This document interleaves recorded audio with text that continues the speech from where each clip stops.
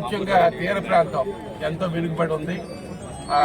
DPN road అభివృద్ధి అయితే తీర ప్రాంతం అంతా ఇండస్ట్రియల్గా డెవలప్ అవ్వడం కానీ, కాకపోతే పారిశ్రామికంగా డెవలప్ అవ్వడం కానీ, మరి ఎంతో సముద్ర తీరానికి ఆనుకుని వెళ్ళే రహదారి, దానికి కేంద్రం నుంచి నిధులు మంజూరు చేసినందుకు గౌరవ మన పార్లమెంట్ సభ్యులు, దేశానికి మంత్రి, సెంట్రల్ మినిస్టర్ వారికి పోలాకి మండలం నర్సంపేట నియోజకవర్గం తరఫున కృతజ్ఞతలు, ధన్యవాదాలు తెలియజేస్తూ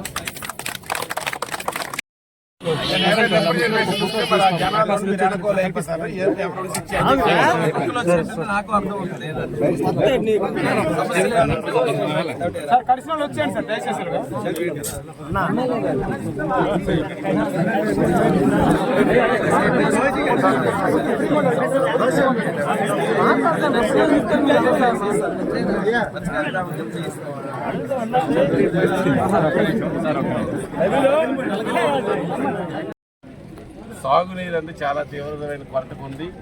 మొన్న ఏదో ఆ భగవంతుడు కరుణించినాడు, మా మాట మీద నమ్మి కొంతమంది ముందుకు వచ్చి వర్కులు కలిపి చేస్తారు, ఇంకా నిధులు ఇవ్వలేదు. కానీ కాలువ ఏదైతే ఆధునీకరణ సుమారు 60 సంవత్సరాలు అయిపోయింది. మూసిదారు కాలువ పూర్తయి 60 సంవత్సరాలు అయిపోయింది, మొత్తం డిఫెండ్ అయిపోయింది, అంతా పోయింది. మోడర్నైజేషన్ జరిగితేనే సాగునీరు ఉంటుంది.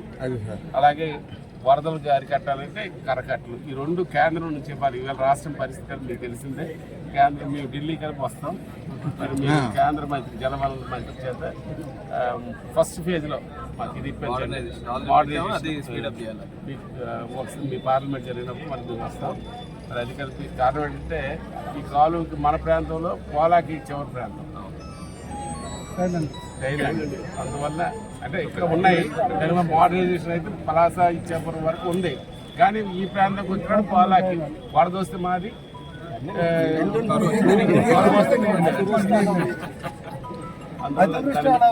దాని మీద కలిపి మీరు ఎలాగైతే రోడ్ని మీద మంజూరు చేసి మరి మా అందరికీ మీరు ఒక ఉత్సాహాన్ని కల్పించారు.